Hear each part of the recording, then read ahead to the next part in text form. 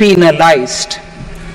Other major proposals in the finance bill relate to withdrawal of equalization levy of 2%, expansion of tax benefits to certain funds and entities in IFSCs, and immunity from penalty and prosecution to Benamidar on full and true disclosure so as to improve conviction under the Benami Transaction Prohibition Act 1988.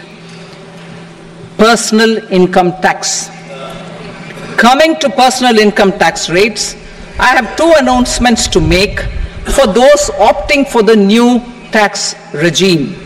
First, the standard deduction for salaried employees is proposed to be increased from 50,000 to 75,000 rupees.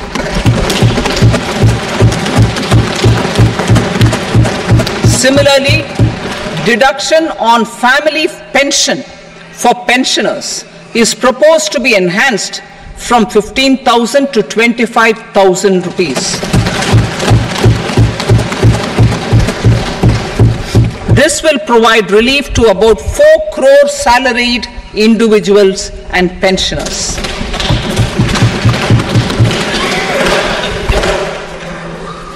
Second, in the new tax regime, the tax rate structure is proposed to be revised as follows: 0 to 3 lakh rupees, nil; 3 to 7 lakh rupees, 5%; 7 to 10 lakh rupees, 10%; 10 to 12 lakh rupees, 15%; 12 to 15 lakh rupees, 20%; and above 15 lakh rupees, 30%.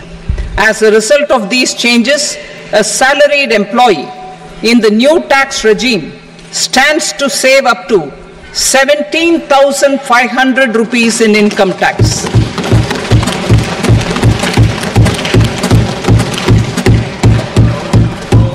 Apart from these, I am also making some other changes as given in the annexure.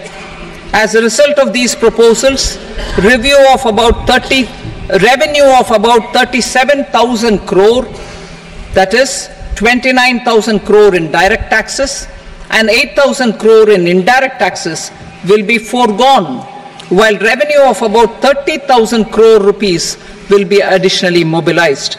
Thus, the total revenue foregone is about 7,000 crores annually. Mr. Speaker, sir, with this, I commend the budget to this august House. Jai Hind.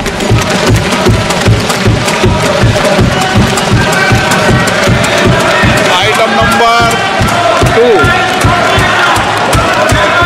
Item number 2.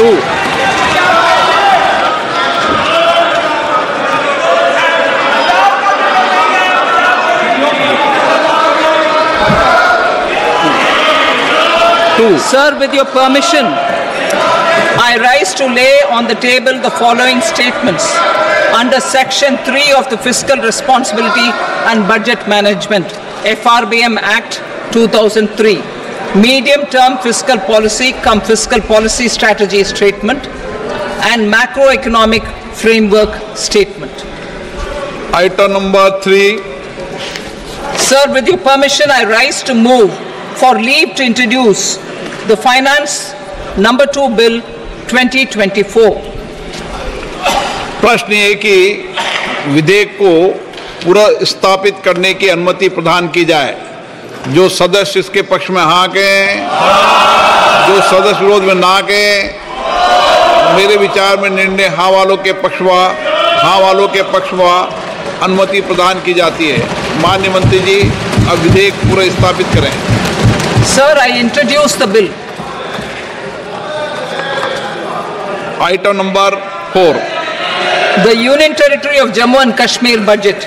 Sir, I rise to present a statement, Hindi and English versions, of the estimated receipts and expenditure of the Union Territory of Jammu and Kashmir for the year 24-25. सभा की कार्रवाई कल बुधवार दिनांक 24 जुलाई 2024 को प्राप्त 11 बजे तक के लिए स्थगित की जाती है।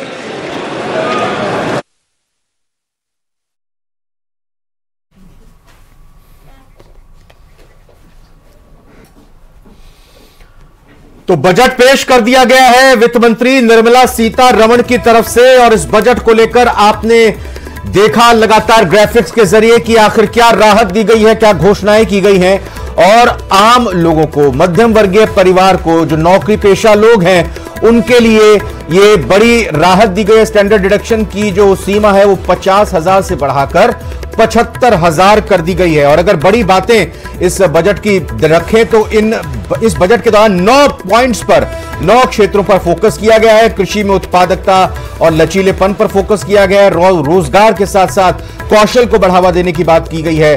अगली पीढ़ी को सुधारने की बात की गई है, उसमें सुधार लाने की बात की है। बुनियादी ढांचा विकसित करना है, ऊर्जा सुरक्षा को लेकर विकास करना है, साथ ही साथ शहरी विकास पर भी जोर दिया गया है, विनिर्माण और सेवाओं पर, जी हां, ये बहुत ही जरूरी है, मैन्युफैक्चरिंग और सर्विस सेक्टर पर जोर दिया गया है। फिलहाल ये इस वक्त जो आम लोगों की इस बजट से अपेक्षा होती है वो बड़ी बिग ब्रेकिंग यहां पर दिखाई दे रही है। क्या टैक्स स्लैब नई रिजीम में हो गई है मुंदराज? लगातार हम पहले भी चर्चा कर रहे थे कि लोग जो नौकरी पेशा हैं वो उम्मीद करते हैं कि क्या बदलाव आने वाला है। स्टैंडर्ड डिडक्शन में बदलाव किया है नई रिजीम के तहत, तो न्यू टैक्स रिजीम इंट्रोड्यूस हुई थी लास्ट ईयर, उसके तहत में आप देख सकते हैं कि ये राहत और रियायत दी गई है और इसमें एक अच्छी खासी रकम बचाई जा सकती है जो तनख्वाह हासिल करने वाले एम्प्लॉइज।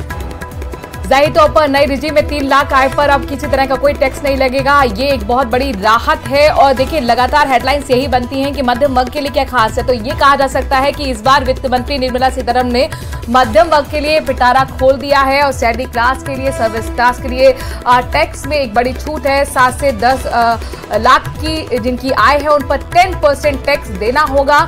इसके साथ साथ 3 से 7 लाख तक आय पर 5% टैक्स देना होगा। नई रिजीम में 3 लाख आय पर कोई टैक्स नहीं है। तो मोदी 3.0 का पहला बजट पेश कर दिया गया वित्त मंत्री निर्मला सीतारमण ने, और इसी के साथ वित्त मंत्री निर्मला सीतारमण ने एक रिकॉर्ड भी बनाया है। लगातार 7 बार बजट पेश करने का रिकॉर्ड वित्त मंत्री निर्मला सीतारमण के साथ जुड़ गया है। ये 7वां बजट उन्होंने पेश किया है। कई बड़ी सेक्टर्स के लिए, अलग अलग सेक्टर्स के लिए उन्होंने घोषणा की है।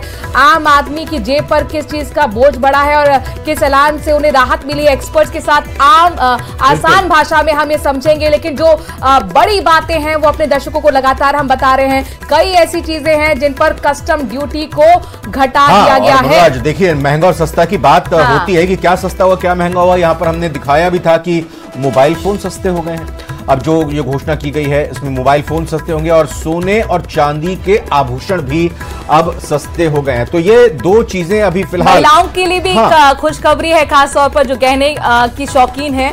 अब जो आपका गहना है वो सस्ता होगा क्योंकि कस्टम ड्यूटी इसकी घटा दी गई है। और अगर प्रदेशों के लिहाज से देखें तो एक तरफ ओडिशा के लिए कई घोषणाएं की गई हैं।